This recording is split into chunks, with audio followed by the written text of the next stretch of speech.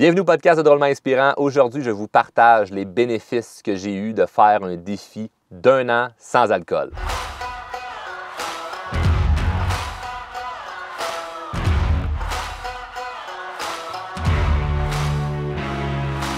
Peut-être que tu m'as déjà entendu parler de mon défi de 365 jours sans alcool, mais aujourd'hui, je vais rentrer en détail là-dedans. Et je t'avertis tout de suite, mon but, l'intention de cet épisode n'est pas du tout de parler contre l'alcool, puis d'expliquer comment c'est mal, puis qu'il ne faudrait pas boire, puis qu'on est tous des alcooliques. Puis je ne suis pas du tout dans cet extrême-là. Le but et l'intention est de vous partager 12 bonnes raisons, 12 constatations que j'ai faites à arrêter de boire de l'alcool pendant 1 an, les bénéfices que ça m'a donné, de vous partager, peut-être si vous dites « j'aimerais ça, de réduire ma consommation d'alcool, j'aimerais ça faire le même défi que toi, Charles, comment je pourrais m'y prendre? » Et peut-être vous donner un peu de motivation pour le faire. Donc, pour moi, l'année 2022, qui est l'année où je n'ai pas bu une goutte d'alcool, a été jusqu'à présent ma meilleure année à vie. Sur tous les plans de ma vie, ça a été une année qui est extraordinaire et pourtant, c'est l'année où j'ai été sobre à 100%. Et le premier point que je veux t'expliquer par rapport au défi d'alcool, c'est que l'une des raisons pour lesquelles j'ai décidé de faire ce défi-là et que j'encourage plusieurs personnes à le faire, c'est juste pour le défi personnel envers une dépendance. Parce que il y a 3 types de personnes qui vont écouter présentement. Tu as la personne qui va dire « Moi, Charles, je n'ai pas de dépendance face à l'alcool, j'ai pas de problème, donc je consomme de temps à autre, puis c'est correct, ou je ne consomme pas du tout. » Ça, c'est le premier type de personne. Deuxième type de personne, c'est la personne qui va dire c'est plutôt la personne qui a une dépendance et va se dire « Non, moi, je n'ai pas de dépendance. » La personne va être dans le déni. « Moi, je serais capable d'arrêter, mais ça ne me tente pas. » J'étais cette personne-là. C'est la personne qui... Je me dirigeais vers un problème, je pense, d'alcool. Donc, je ne me suis pas rendu au fond du baril. Mais je me dirigeais vers « J'aime beaucoup ça, j'en consomme un peu trop pour rien à toute occasion. Si ça va mal, j'en prends. Si ça va bien, j'en prends. » Donc, je ne voulais pas me rendre à devenir un alcoolique et réduire mon momentum de succès. Je me disais que ce serait dommage d'arriver dans 20, 30, 40 ans et me dire « Hey, ma vie allait bien, j'aurais tellement pu aller plus loin si l'alcool n'était pas un frein pour moi dans ma vie. » Parce que je crois sincèrement que ça peut éventuellement devenir un frein si on ne gère pas bien cette consommation-là. Et bref, le deuxième type de personnes, c'est des personnes qui vont rester un peu plus dans le déni. Donc, je suis dans cette gang-là, moi. J'étais dans cette gang-là plutôt. Et le troisième type de personnes, c'est les personnes qui vont se dire « Moi, je sais que j'ai une dépendance. Je sais que j'aime beaucoup l'alcool. J'aimerais peut-être s'arrêter, mais je ne suis pas certain. Je ne sais pas vers où m'y prendre. Peut-être que ça me tente, peut-être que ça ne me tente pas. Et je suis curieux de t'entendre plus, Charles, là-dessus, parce que peut-être que ça va pouvoir me motiver ou m'inspirer à réduire ma consommation d'alcool. » Donc, juste pour le défi de battre une dépendance, je pense que c'est super intéressant de se donner un défi d'1 an. Maintenant, pourquoi 1 an? Parce que les défis 28 jours, les défis 1 mois, ça donne absolument rien. C'est complètement inutile de faire ça. Pourquoi? Parce que tu te retiens et tu prends ça dans un mois où ce que tu essaies de manager le fait d'avoir le moins de choses qui va amener un potentiel party ou fête ou occasion de « je peux consommer de l'alcool ». Donc, si tu dis « moi, je vais faire 1 mois sans alcool, mais pas à Noël, pas au jour de l'an, pas le mois de ma fête, pas le mois où j'ai des vacances », c'est plus un défi en soi. C'est t'essayes de faire en sorte que c'est plus facile. Et 1 mois, ça ne change rien, puis 1 mois, c'est plus dur qu'1 an. Pourquoi? Parce que 1 mois, ce que ça fait, c'est que tu te restreins et quand tu as une occasion spéciale, du genre une fin de semaine, un vendredi, il y a un party, il y a un souper, tu te dis « Ah, je ne prendrai pas d'alcool. Ah, ça me fait chier parce que ça donne que le party ou la fête ou le mariage, il y a ce mois-là. Et ça aurait été le fun si c'était le mois d'après, j'aurais pu prendre de l'alcool. » Donc, la raison pour ton défi n'est pas légitime, n'est pas bonne et tu es en conflit envers toi-même de « j'aimerais ça puis je peux pas parce que je me suis donné le défi ». Tandis que 1 an, tu vas tout vivre en dedans d'1 an. Tu vas vivre ton anniversaire, tu vas vivre peut-être un mariage, des parties, des voyages, des choses que tu voudrais célébrer, des choses que tu voudrais décompresser. Tu n'auras pas le vice de l'alcool qui rentre en ligne de compte. Tu ne pourras pas t'appuyer là-dessus parce que c'est 1 an. Puis ce qui est le fun dans 1 an, c'est que c'est tellement long, 1 an, et je mets des guillemets, c'est tellement long 1 an comme nous, on n'y pense plus. 1 mois, on compte les jours. 1 an, on ne regarde plus le calendrier. On se dit, ben, je m'étais donné ce défi-là à partir du 1er janvier, exemple 2021 à 2022. Parfait, je fais cette année-là. Donc, peut-être que tu pourrais te le faire pour l'année 2024. Mais 1 an, je trouve ça plus noble et respectable qu'un mois. Si tu donnes un défi d'1 mois, c'est correct, mais je pense que ça n'a pas du tout la même énergie, ça n'a pas du tout le même impact. Moi, j'ai arrêté plein de fois des 1 mois. Ça n'a rien changé pour moi au niveau de ma consommation. J'ai arrêté à un moment donné pendant 8 mois. Ça n'a pas aidé du tout. 1 an, 365 jours, ça a eu un effet très positif. Donc ça, c'était le premier point, d'être capable d'avoir un défi envers soi-même sur une dépendance. Parce qu'on peut avoir cette dépendance-là, et même si tu te dis, moi, Charles, je ne suis pas alcoolique, je ne l'étais pas non plus. Mais je sentais que ça pouvait réduire mon momentum. Maintenant, continue de m'écouter parce qu'il y a d'autres choses que je vais t'amener. Le deuxième point, c'est d'avoir un défi social. Parce que ça va avoir un impact sur ton avenir. L'alcool est tellement banalisé dans notre société que c'est correct de se torcher à la face, c'est correct de virer des brosses. Ça, on accepte ça, on respecte ça, même qu'on en rit. Ah, regarde, Jacques est sur un lendemain de veille, hein, il est hangover, on trouve ça drôle. Puis pourtant, d'autres choses, ça pourrait être consommation de drogue, de la marijuana, cannabis, ça, il y a des gens qui vont juger ça. Lui, il fume du pot, on le juge, lui, il boit de l'alcool, tout à fait correct. Maintenant, je parle de dire qu'il y en a un qui est mieux que l'autre. Ce que je dis, c'est que c'est tellement banalisé que tu vas voir qu'en arrêtant de boire pendant 1 an, il va y avoir du jugement, il va y avoir des questionnements, et ça, de passer à travers le défi social d'être pas comme tout le monde, va te permettre d'être beaucoup plus fort dans le futur parce que tu vas être capable de prendre des décisions basées sur ce que tu veux vraiment et non sur la pression sociale. Et c'est un beau défi en soi parce que peu importe les objectifs que tu as, peu importe ce que tu as envie de réaliser dans ta vie, tu vas avoir un défi social parce qu'il y a des gens qui ne voudront pas que tu réussisses, il y a des gens qui vont vouloir te freiner, il y a des gens qui vont te poser plein de questions, non pas pour comprendre, mais pour te piéger. Donc, socialement, tu vas avoir des défis dans ta vie. Et si tu passes à travers le défi de l'alcool, bien, tu vas avoir une facilité à aller de l'avant vers d'autres types de défis, que ce soit peu importe le projet que tu veux entamer. Fait qu'il y a un beau défi social à réussir à ne pas boire d'alcool pendant 365 jours. Ça, c'est le deuxième point. Le troisième point, c'est de réussir à tenir un engagement envers soi tangible à 100% et réalisable. Ce que je veux dire par là, c'est que dans n'importe quel défi que tu vas te mettre, il y a des risques que ça ne fonctionne pas. Si tu te dis, je veux perdre du poids, je veux perdre 30 livres d'ici à la fin de l'année, ça se peut que tu n'en perdes pas 30 livres. Si tu dis, je veux me partir une business, puis je veux vivre de cette passion-là ou de ce projet-là, ça se peut que tu ne réussisses pas à vivre en dedans d'1 an, 2 ans, 3 ans, 5 ans de ce projet-là. Si tu dis, hey, j'aimerais ça faire 100 000 cette année ou 1 million cette année, ça se peut que tu n'arrives pas à faire ce montant d'argent-là. Donc, dans tout ce que tu vas faire dans la vie, tu vas avoir un risque que ça marche pas. Tandis qu'un défi d'1 an sans alcool, si tu ne bois pas pendant 1 an, tu réussis ton défi. Il n'y a pas d'autres variables qui changent à part le fait de ne pas te mettre une bouteille dans la bouche, de ne pas prendre le verre d'alcool. Donc, c'est un défi qui est 100% tangible et réalisable. Moi, j'ai adoré ce défi-là parce que, un peu plus tard, je vais en parler, mais ça m'a donné une belle estime, une belle confiance en moi de me dire, hey, je suis capable de faire ce défi-là, je suis capable de passer à travers ça. Et c'est pas si dur que ça dans l'idée de je le sais que la seule variable qui fait en sorte que je vais gagner mon défi, c'est de ne pas toucher à l'alcool. Ce n'est pas une source externe qui fait que, bon, mais ma business, je n'ai pas pu faire autant d'argent que je voulais à cause de l'économie. La politique ne va rien changer sur ton défi. Ta relation de couple ne va rien changer sur ton défi. Tes amis ne vont rien changer sur ton défi.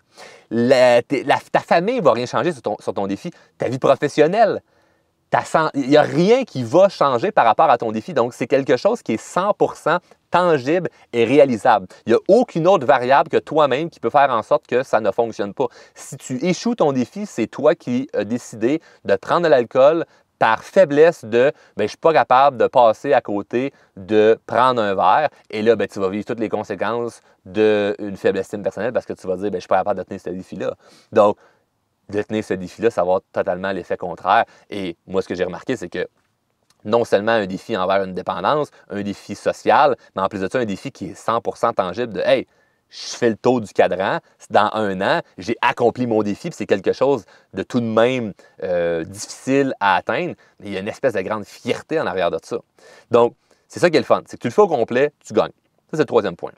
Le quatrième point, ça va être de prioriser le bonheur macro plutôt que les micro-plaisirs. Ce que je remarque, c'est que les gens carburent au micro-plaisir de la vie et non le macro-bonheur. Ce que je veux dire par là, c'est que on a l'espèce de fear of missing out, le fameux FOMO, fear of missing out, du plaisir. Ah, mais il y a un party, j'aimerais ça prendre un verre. Ah, mais là, c'est mes vacances, j'aimerais ça pouvoir prendre une coupe de drink pendant mon voyage. Comme si on allait absolument manquer une opportunité, puis on avait peur d'avoir moins de fun par rapport à quelque chose qu'on va vivre, puis de prendre un verre. Moi, ce que j'ai remarqué, c'est que, puis l'année que j'ai été sobre à 100%, j'ai eu un voyage à Las Vegas, parce que j'ai amené ma mère à Vegas. J'étais allé dans la ville du vice, et je n'ai pas consommé aucun alcool et aucune drogue non plus, hein, parce que le but, c'est pas de contrebalancer. J'ai des gens qui vont dire « Ah, je vais faire un défi d'alcool, mais m'a fumé du pot à la place toute la semaine. » C'est comme, je veux pas dire que la marijuana, c'est pas bon, mais si tu t'en consommes pas présentement, puis tu décides d'en consommer parce que tu ne bois plus d'alcool, ton défi, il n'est pas 100% bien fait. On s'entend, il y a une espèce de triche en arrière de ça. Mais j'étais allé à Vegas, j'ai pas bu une goutte d'alcool. Est-ce que j'ai eu moins de plaisir? Peut-être que j'aurais eu une soirée de vraiment plaisir à sortir à quelque part avec des amis qui étaient venus me rejoindre, puis de prendre un verre avec eux. Mais j'ai beaucoup plus eu un macro-bonheur de tout le reste par rapport à la fierté de mon défi. Donc, tu ne seras pas moins heureux à ne pas consommer d'alcool. Donc, laissez de côté les micro-plaisirs parce que dans la vie, tu ne veux pas juste du plaisir, tu veux du bonheur. Et à carburer à tous les micro-plaisirs qui sont parfois des vices, ne te rapproche pas du bonheur. C'est très rare que tu vas rencontrer quelqu'un qui va dire hey, « Moi, je suis tellement heureux, je suis dans l'abondance, je suis dans le bonheur. » Pourquoi? Ah, parce que j'ai toujours bu de l'alcool beaucoup dans ma vie. Comme, tu peux avoir du plaisir à consommer, mais d'un point de vue macro dans ta vie, ce n'est pas nécessairement un avantage. Donc, j'ai manqué, j'ai eu des mariages où je n'ai pas pu boire d'alcool. Mon anniversaire, je n'ai pas bu d'alcool. Quand j'étais allé à Paris, je me souviens, ma plus grande conférence, 2000 personnes, en sortant de scène, ça aurait été facile de dire hey, « je vais en prendre un verre ». Le lendemain, j'étais allé monter, je montais en haut de la Tour Eiffel. En haut de la Tour Eiffel, on peut prendre un verre de champagne en haut. J'ai pas touché à toutes ces petites choses-là qui auraient été un micro-plaisir, mais j'ai été dans le macro-bonheur, c'est-à-dire de vraiment être heureux parce que je le sais que je fais la bonne chose pour moi. Et par-dessus ça, bien, il y a d'autres points qui embarquent et je continue la liste. Donc ça, c'est le 4e point. Le 5e point, c'est l'énergie du lendemain. Moi, l'un des grandes motivations que j'ai eues d'arrêter de consommer de l'alcool pendant un an, c'est le fait d'avoir tous mes matins la même énergie. Parce qu'il y a une différence d'énergie entre prendre un verre, 2 verres, 3 verres, 0 verre, 12 verres. Peu importe le nombre d'alcool que tu consommes, et tout dépendamment de notre tolérance à l'alcool, il y en a qui vont dire hey, « Moi, je suis capable de boire une 12, puis le lendemain, je suis top shape. » Tu n'es pas nécessairement top shape le lendemain, parce que si tu ne bois pas pendant un certain nombre de temps, tu vas te rendre compte que tu es plus en forme à ne pas boire qu'à boire. Mais moi, l'énergie du lendemain. Donc, à court terme, mon énergie a été vraiment meilleure. Et ça a fait en sorte que ça me motivait à continuer parce que je me disais, c'est donc bien le fun de me réveiller en forme. C'est donc bien le fun d'avoir de l'énergie le matin et puis avoir le ralentissement de hey, ma journée, je vais commencer à midi après avoir bu 4-5 cafés parce que tabarnouche, hier, je me suis couché tard puis j'ai pris un verre de trop. Puis comme l'énergie du lendemain, très profitable, j'ai adoré ça. C'est le 5e point. 6e point, l'énergie long terme.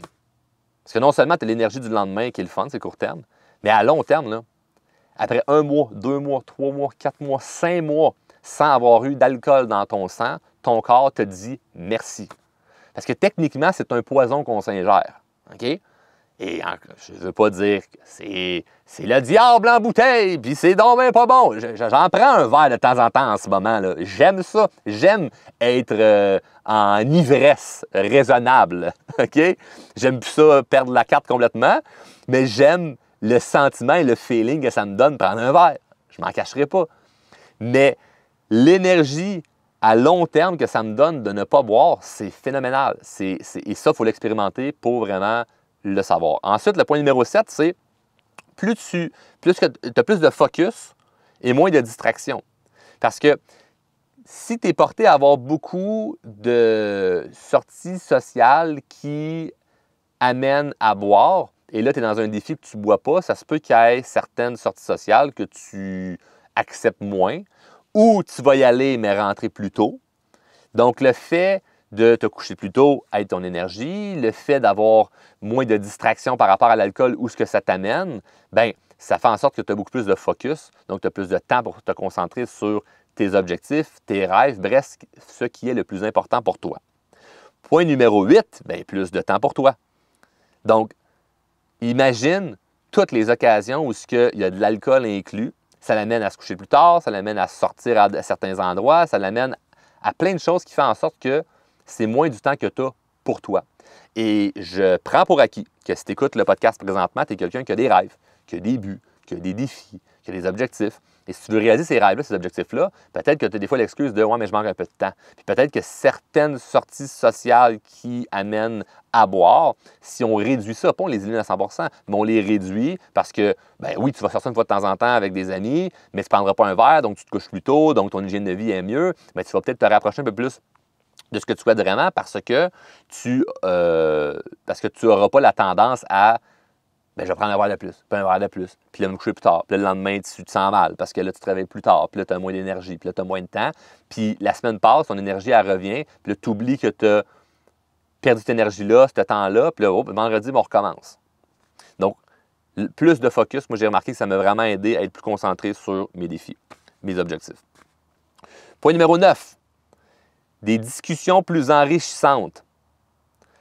On va se rendre compte, là, avec le temps, là, que des amis qu'on a grâce à l'alcool. Certaines personnes que tu côtoies et la seule chose que vous avez en commun, c'est de prendre un verre. Si tu enlèves l'alcool de l'équation, c'est quasiment un malaise d'être avec l'autre personne. Puis tu serais avec la personne, tu te dirais « On s'en va où à soir? Ah, on s'en va à telle place, tel resto. » Puis là, vous vous asseyez, vous allez prendre quoi à boire? Ah, moi, rien, de l'eau. L'autre personne va se sentir mal. Parce que la relation ne tient juste à prendre un verre. Et là, tu vas te dire, ah, mais là, Charles, j'ai pas envie de briser la relation. Tu n'es pas obligé. Tu peux continuer à côtoyer les gens. Mais si les gens ont pas envie de te côtoyer toi parce que tu ne bois pas d'alcool, il faut mettre en question certaines relations. Et plus loin que ça, il y a des discussions, on va se le dire, de brosses qui sont inintéressantes. Et quand tu ne bois pas d'alcool, puis tu es dans un party ou tu es dans un endroit où les gens ont consommé une coupe de verre, tu vas te rendre compte que tu n'as plus envie de jaser même longtemps avec eux autres. Fait que moi, il y a bien du monde que dans les parties, c'était une petite tape sur l'épaule comme hey, ben oui, c'est bien fun de te voir ce soir, puis je passe au prochain. Puis je vais jaser avec des gens où ça va être un peu plus. Les mots vont suivre un peu mieux un en arrière de l'autre, puis c'est moi les discussions de brosse. Puis ça fait en sorte que j'ai des discussions plus enrichissantes et mon cercle social se peaufine. Où ce que je vais avoir des gens qui vont pouvoir me propulser vers le haut et non me tirer vers le bas. Et je suis pas en train de dire que les gens qui consomment de l'alcool veulent juste nous tirer vers le bas. C'est juste que dans une discussion de brosse, c'est rare qu'on ait les meilleures idées. Et parfois, bien, il y a des gens que tu vas te rendre compte que bien, leur seule façon d'avoir du plaisir dans la vie, c'est justement en prenant de l'alcool. Et ça l'enchaîne bien avec le point numéro 10 qui est, tu vas peut-être te découvrir des nouvelles activités. Parce que si ta seule source de plaisir et de sortie ou de socialiser, c'est l'alcool, bien là, ça, il va falloir que tu le remplaces. Parce qu'on ne fait pas juste éliminer quelque chose. Pareil comme les gens qui disent « Ah, mais là, je vais arrêter de fumer, mais je vais prendre du poids. » Depuis quand arrêter de fumer fait grossir? C'est pas arrêter de fumer qui fait grossir, c'est le fait que tu es habitué d'avoir quelque chose en main, puis là, bien, tu trades, tu échanges la cigarette pour de la nourriture. Mais avec l'alcool, il y a des gens qui vont vouloir faire ça, ils vont vouloir échanger, ils vont vouloir faire. Il faut que je remplace ça.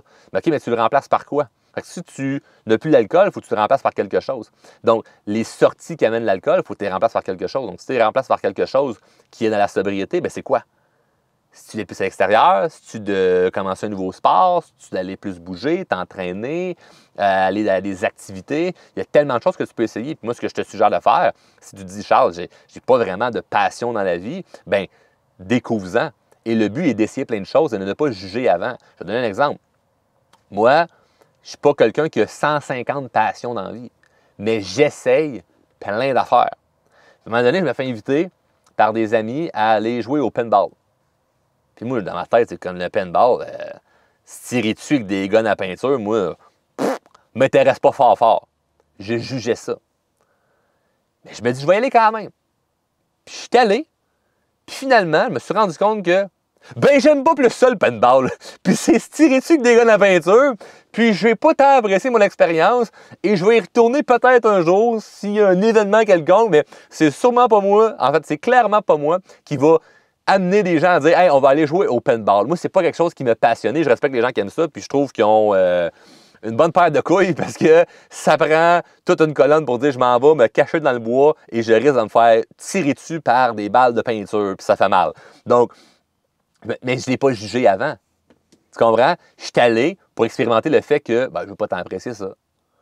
Par contre, il y a eu d'autres activités du genre, je me suis dit « Ah, ben j'ai plus de moto, j'ai plus de 4 roues, qu'est-ce que je préfère? Comme moi, j'aime ça, les affaires à moteur. Ah, ben, tiens, un Sea-Doo, j'ai jamais eu un Sea-Doo. Moi aussi, il y a ça. Je l'ai acheté, ça t'a fait pendant 2 ans, j'ai adoré ça. Après ça, j'ai changé ça pour un bateau. Quelque chose de plus familial, puis pratique pour faire les podcasts. Mais bref, n'importe quelle activité, n'importe quoi, essaye, ne juge pas avant, puis à la limite, ça fait une belle expérience de je l'ai essayé, j'ai pas aimé ça. Mais au moins, va essayer plein de choses et vois si tu aimes ça ou tu n'aimes pas ça. Ça va pouvoir t'amener à avoir des nouvelles activités parce que si tout tourne autour de l'alcool, bien, malheureusement, là, tu vas trouver peut-être le temps long parce que tu vas te dire, bien, j'ai pas autre chose, j'ai rien d'autre que je sais faire. Point numéro 11, ça va développer ta fierté, ta confiance et ton estime personnelle. Parce que de faire tout ça, là, les 10 points que je viens de te mentionner, tout ça va t'amener à te sentir mieux envers toi-même. De 1, la fierté, assurément, parce que juste avec le point 1 et le point 2, un défi envers une dépendance et un défi social, quand je me faisais dire « Ah ouais, pourquoi tu ne prends pas un verre? T'avais-tu un problème? » Puis là, il y a le jugement un petit peu qui embarque. Il y a certaines personnes qui jugent, d'autres pas du tout, sont juste comme « Ben parfait, c'est correct. » Mais quand il y a un petit jugement qui embarque, c'est le soir en arrivant chez toi que tu fais comme « Hey, je me sens donc bien fier de ne pas avoir pris un verre. » Puis le lendemain, tu es content parce que justement, tu es plus en forme, tu te réveilles de bonne heure, tu fais tes activités, tu vas bouger, puis là, tu rentres dans une bonne hygiène de vie. Là, tu sens la fierté. Le soir même, peut-être que tu vas trouver ça difficile, mais le lendemain, tu vas être tellement fier de toi. Et la fierté amène la confiance. Où je suis confiant que je suis capable de faire les choses par moi-même. Je suis confiant que même si on me dit « Ah ouais, juste un petit shooter à soir, il n'y a rien là, ça n'a jamais tué personne », puis je le fais pas parce que pour moi, c'est 0 alcool pendant 365 jours. C'est pas un shooter de temps en temps, c'est 0 alcool pendant 1 an. Puis j'ai pas pris le shooter, j'ai pas pris le verre de vin, j'ai pas pris la bière, je n'ai rien touché. Bien, je sens que je développe ma confiance en moi parce que j'embarque pas dans la pression sociale que les autres vont m'amener de « ben non, avouez, sois comme nous autres ». Fait que ça me nourrit ma confiance en moi. Et par-dessus ça, mon estime personnelle, elle vient de grimper parce que je suis capable de prendre des décisions et de tenir mes décisions. Fait que le point numéro 11 doit être un des points les plus importants comme finalité, qui est la fierté, la confiance et une bonne estime personnelle. Même si tu dis « j'ai pas une grande dépendance », mais peut-être que juste de faire ce défi-là, ça peut amener quelque chose de le fun. Et le dernier point, qui est une espèce d'outil aide pour pouvoir t'aider si tu trouves ça difficile durant ce parcours-là, parce que j'ai eu des moments où je me disais « Ah, ça aurait été le fun », c'est d'écouter du contenu sur la sobriété. Il y a des podcasts qui existent sur la sobriété. Il y a des vidéos YouTube, il y a des chaînes YouTube, il y a des gens qui en parlent énormément. Et d'écouter du contenu sur la sobriété, je pense que c'est super le fun parce que on est influencé par beaucoup de choses. Et moi, personnellement, un gars qui aime la musique country, j'ai arrêté d'écouter du country pendant mon année 2022.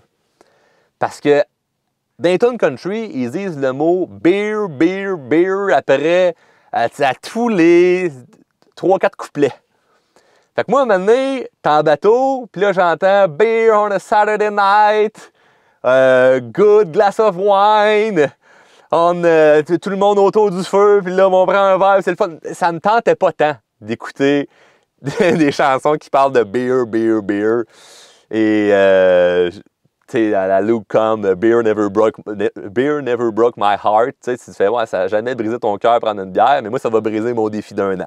Fait que, excuse-moi, Luke, mais on se revoit en 2023 quand je vais accomplir mon défi.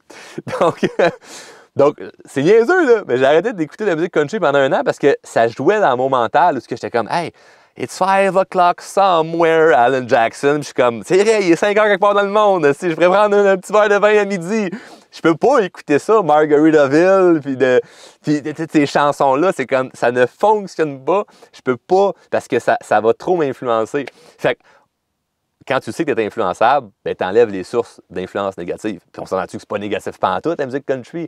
Je trouve ça beaucoup plus positif comme vibe. Ça parle de prendre un verre entre amis, de s'aimer les uns les autres, l'amour, l'amour, l'amour, l'amour, les pick-up.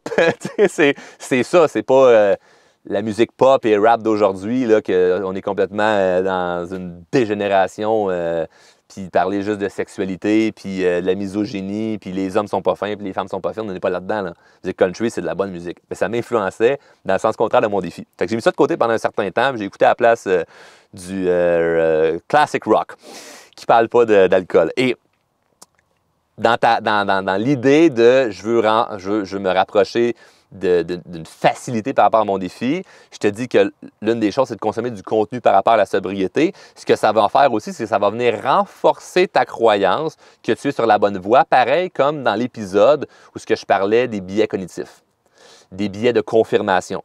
Donc, le biais de confirmation, comme j'explique dans l'épisode, d'ailleurs, je t'invite fortement à écouter cet épisode-là, les gens l'ont adoré. Je pense qu'il y a eu beaucoup de sens qui s'est créé par rapport à cet épisode-là. Vous êtes beaucoup à m'avoir écrit suite à l'écoute de cet épisode. Si ce n'est pas fait, allez l'écouter. Et peut-être que cet épisode-là va pouvoir vous aider si vous entamez une démarche d'un défi de sobriété pendant 365 jours. Mais c'est que ton cerveau veut aller chercher ce qui fait du sens en ce moment pour toi. Tu veux consommer du contenu qui va te confirmer que tu fais la bonne chose. Donc, si tu écoutes des podcasts, des vidéos sur la sobriété, bien, ça te confirme que c'est une bonne chose parce que tu vas entendre parler quelqu'un d'un témoignage, de ce qui est arrivé à cause de l'alcoolisme ou son nouveau mode de vie, puis comment il se sent depuis qu'il est dans une vie 100% sobre. Là, tu te dis, ben ouais, c'est juste un défi. Après un an, je vais peut-être avoir une consommation plus sage. C'est-à-dire, moi, en ce moment, je consomme de l'alcool, mais de façon très modérée. Mais c'est le fun pendant cette période-là de regarder du contenu puis d'entendre des gens parler de ça puis de côtoyer des gens qui sont aussi dans la sobriété. Fait que moi, je me souviens, pendant mon défi, j'ai eu aussi un ami qui ne consommait pas, puis son défi, il l'a fait pendant 1 an et demi, puis même encore aujourd'hui, les seules fois qu'il prend un verre, c'est quand c'est moi qui tord le bras. Fait que je suis rendu l'ami toxique qui lui dit de temps en temps « Hey, ah ouais, le gros, ça serait le fun de prendre un verre à soir. » Mais 9 fois sur 10, il me dit non. Puis évidemment, je ne pousse personne parce que j'étais de son bord, mais c'est moi qui l'ai influencé à arrêter de boire de l'alcool. C'est moi qui essaie de l'influencer à prendre un verre. Mais évidemment, d'avoir un entourage de gens qui sont dans cette compréhension-là, ça peut aider. Mais si tu n'as pas ça, cet entourage-là, bien, ce que je te suggère fortement, c'est de consommer du contenu qui parle de sobriété et de réécouter cet épisode-là. Donc, si tu décides de faire le défi, écoute l'épisode. Parce que les 12 points que je t'ai mentionnés, tu vas te dire « Hey, c'est le fun parce que ça fait du sens pour moi. » Mais en plus de ça, quand je le réécoute, ah oui, j'avais oublié ce que Charles avait dit par rapport au fait de la fierté. Ah oui, c'est vrai, l'idée que je vais être capable de prendre une meilleure décision dans le futur à cause que je ne suis pas pris dans de la pression sociale. Comme toutes ces choses-là que je parle durant l'épisode, réécoute-le. Ça va pouvoir t'aider à passer à travers le défi. Puis également, partage l'épisode à des gens que tu dirais, ah, peut-être que ces gens-là auraient besoin d'entendre ça. Il y a peut-être des gens qui vont être en réticence. Comme je parlais avec les billets de confirmation, ils vont dire non, moi je vais aller confirmer ma croyance que c'est correct de consommer de l'alcool, donc je vais aller vers les chansons qui parlent de beer, puis mes amis qui veulent juste trinquer. Mais au moins, ça peut quand même donner l'idée que, hey, moi, je suis dans ce défi-là présentement, j'écoute Drôlement Inspirant, c'est Drôlement Inspirant mon coach, voici le défi qui me suggérait, je le fais, puis voici l'épisode qui m'aide présentement. Fait que ça va peut-être aider des gens à comprendre, ça va peut-être aider des gens aussi à réduire leur consommation ou à arrêter complètement. Puis ce que je te souhaite simplement avec ça, c'est que ça l'améliore ta qualité de vie. Parce que, je l'ai dit au début, l'année 2022, jusqu'à présent, ça a été ma plus belle année à vie en termes de résultats, en termes de bien-être, en termes d'accomplissement. Puis c'était l'année où j'étais sobre à 100%. Donc, est-ce que je suis prêt à me relancer dans un autre défi d'1 an? Je ne sais pas. Mais est-ce que je suis fier de l'avoir fait? Absolument. Il y a peut-être des gens qui vont se dire, ben, sais-tu quoi? Moi, pour moi, l'alcool, c'est terminé à vie. J'arrête ça. Tant mieux. Peut-être des gens qui vont dire comme moi, ah, sais-tu quoi, après 1 an, pour prendre un verre une fois de temps en temps? Tant mieux. L'idée là-dedans, c'est que tu as un contrôle sur l'alcool et non l'alcool a un contrôle sur toi et de sentir que tu progresses dans tes objectifs de vie parce que ton objectif de vie, c'est clairement pas de prendre un verre le vendredi soir. C'est clairement pas de virer des brosses ou de boire de l'alcool. Ton rêve, c'est pas d'être ivre. Ton rêve, c'est quelque chose de beaucoup plus grand et peut-être que pour accomplir ce rêve-là, ça va nécessiter d'avoir un peu plus de focus sur tes objectifs et ça va nécessiter d'avoir une meilleure énergie. Et tout ce que je t'ai mentionné par rapport à l'alcool, ben, de réduire et ou arrêter complètement pendant 1 an, c'est sûr que ça va réussir à te rapprocher. Il n'y a personne qui va regretter d'avoir fait un défi d'1 an. Il n'y a personne qui va se dire « j'ai fait un défi d'1 an sans alcool et ça ne s'est pas retourné à mon avantage, c'est que du négatif pour moi. » C'est impossible. Sur ce, merci beaucoup d'avoir écouté l'épisode. Je t'invite à le partager et tu peux venir m'écrire sur Instagram. Je réponds à tout le monde qui m'écrit sur Instagram, même sur Facebook. Vous pouvez m'écrire. Ça me fait plaisir de vous lire, ça me fait plaisir d'avoir vos encouragements. Et la seule chose que je vous demande, c'est évidemment, si vous êtes venu chercher de la valeur, redonner de la valeur en partageant l'épisode. Il n'y a pas de publicité. Allez sur Spotify, Apple Podcasts, mettre un 5 étoiles, mettre un commentaire sur le balado. Ça m'aide énormément au niveau des recherches. C'est sur YouTube. Laissez un commentaire. J'adore vous lire sur YouTube. Je réponds à tout le monde sur YouTube. Mettez également un pouce j'aime à la vidéo. Partagez-la aux gens que vous aimez et aux gens que vous n'aimez pas également. Merci d'avoir été là. Bonne journée. À bientôt.